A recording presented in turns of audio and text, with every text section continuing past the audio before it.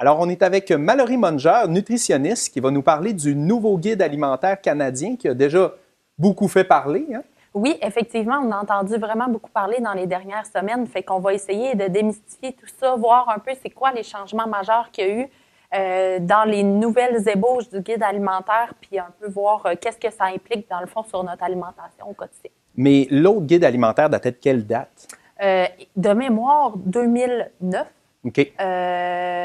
Mais je suis vraiment plus certaine de la date. En fait, faudrait vérifier, mais je pense que 2009, là, ça datait de déjà un bout de temps, là, au moins une dizaine d'années, là, minimalement. Ouais. Puis est-ce qu'il y avait eu déjà des gros changements ou je pense que celui-là est vraiment particulier? Bien, en fait, on change totalement de façon de voir l'alimentation dans le sens où l'ancien guide alimentaire canadien était vraiment basé sur le nombre de portions dans chacun des 4 groupes alimentaires. Là, ce qu'on veut faire ressortir dans les nouvelles ébauches qui sont sorties, c'est plutôt comment manger et aussi quoi manger. Donc, on voit un peu les deux aspects, mais on a totalement enlevé, en fait, le concept de portion, de nombre de portions. Ce qui est vraiment une bonne chose, en fait, parce que ce n'était pas du tout adéquat de donner un nombre de portions pour une population. Ça, c'est quelque chose qu'on fait plus. Ça dépend, tu sais, je veux dire, on a tous le hey, « finis ton assiette, sinon tu n'auras pas de dessert », puis au final, l'enfant a déjà plus faim, là. Oui, effectivement. Puis, tu sais, ce qui est important, en fait, c'est que ce nombre de portions-là va dépendre de la grandeur du poids, de tellement de facteurs qu'on ne peut pas dire, OK, tous les hommes de 19 à 50 ans vont manger tant de portions. Donc, maintenant, qu'est-ce qu'on a impliqué? C'est comment manger, donc savourer, prendre le temps, cuisiner davantage, manger moins transformé. Donc, ça, c'est vraiment des messages intéressants. Puis, maintenant, dans le quoi manger, c'est là que ça a fait un petit peu plus jaser. Okay. C'est quand on parle de la nouvelle distribution des groupes d'aliments, finalement. Avant, on avait les 4 groupes, donc légumes et fruits, produits céréaliers, lait et substituts et viande et substituts. Donc, maintenant, qu'est-ce qu'on a? On a la base qui est légumes et fruits. Donc, ça, c'est vraiment super important. Okay. Donc, c'est vraiment la base de l'alimentation. Puis, ce groupe-là n'a pas vraiment changé. Le deuxième groupe, on a aliments à grains entiers. Donc, aliments à grains entiers, c'est quand même vraiment intéressant encore là parce qu'avant, on avait produits céréaliers qui pouvaient être autant raffinés qu'à grains entiers. Mais là, ce qu'on trouve vraiment intéressant, c'est de dire aliments à grains entiers. Encore une fois, ça ressort le message de manger moins transformé. Ça fait comme éliminer de l'équation les céréales pleines de sucre qu'on disait « Ah, j'ai eu ma portion de produits céréaliers. » Exactement. C'est vraiment, on veut faire ressortir, OK, oui, des produits céréaliers, mais surtout à grains entiers. Et finalement, le troisième groupe, c'est celui qui a fait le plus jaser, c'est qu'on a fusionné le groupe des produits laitiers, lait et substituts qu'on appelait, avec le groupe viande et substituts. Donc, on les a mis ensemble sous un groupe qui s'appelle aliments protéinés. Okay. Donc là, c'est là que ça l'a fait jaser parce que la plupart des gens ont dit « Ah, mais là, ils ont éliminé les produits laitiers. » Non, ils ne sont pas éliminés du guide alimentaire canadien.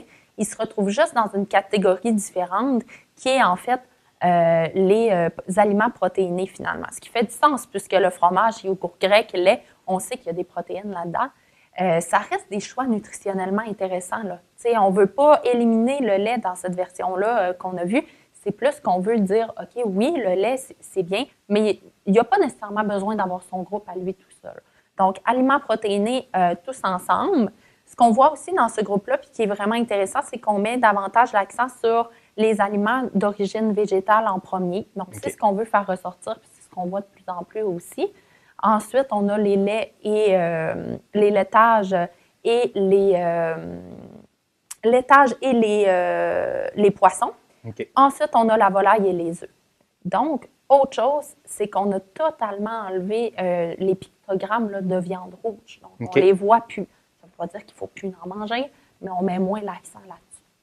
Donc, comment on en vient maintenant donc à décider qu'est-ce que je mets dans mon assiette avec le nouveau guide alimentaire? Bien, en fait, c'est que les aliments qui vont être dans le guide alimentaire, c'est les aliments qui vont être à privilégier. Donc, les aliments qui ne sont pas dans le guide, comme les viandes rouges, etc., ça va être des aliments plus d'occasion. Donc, il y a la règle. Est-ce qu'il y a un pourcentage? Donc, la moitié de mon assiette devrait être ça, vu qu'il n'y a plus de portions? Bien, en fait, quand on parle d'assiette santé, puis nous, c'est avec ça qu'on travaille beaucoup, c'est beaucoup un demi-légumes, un quart protéines, un quart féculent à grains entiers. Ça, c'est ça avec quoi on travaille, puis c'est ce qu'on voit partout. Donc, c'est vraiment demi, un quart, là, qui est les proportions recommandées finalement. proportion en termes de pourcentage dans l'alimentation. Donc, on tombe à environ 3 groupes, dans le fond. Exactement, 3 groupes. Puis, on privilégie l'eau pour les breuvages. Okay. Donc, en fait, ce qui est vraiment intéressant, puis tu sais, ça, c'est mon avis plus personnel, mais j'aime vraiment beaucoup ces versions-là qu'on a vues. Je pense que ça nous amène, nous, les nutritionnistes, à travailler un petit peu plus avec ça, si ça ressemble à ça, les versions finales. Puis, ce qui est intéressant, c'est que c'est beaucoup plus simple que l'ancien guide où on avait plein de chiffres, on ne savait pas trop. Là, c'est simple. Tu sais, les messages clés sont là. C'est basé beaucoup sur ce qu'on a vu dans la littérature dans les dernières années. Donc, ça reste vraiment, vraiment intéressant pour le consommateur. Puis là, tu disais qu'il n'était pas officiel. Quand est-ce la date de sortie officielle? En fait, il n'y en a pas. Là. Ça va être... Là, on a la période de commentaires, puis ensuite, il y a une sortie là, qui est prévue dans les prochains mois. Mais est-ce que ça va être vraiment sorti au grand public? On ne sait pas trop. Ça, c'est vraiment la version préliminaire, puis ensuite viendra... Il faudra certainement attendre quelques mois là, avant la sortie officielle. Bon, ben on va attendre ça. Bien, merci beaucoup. Merci.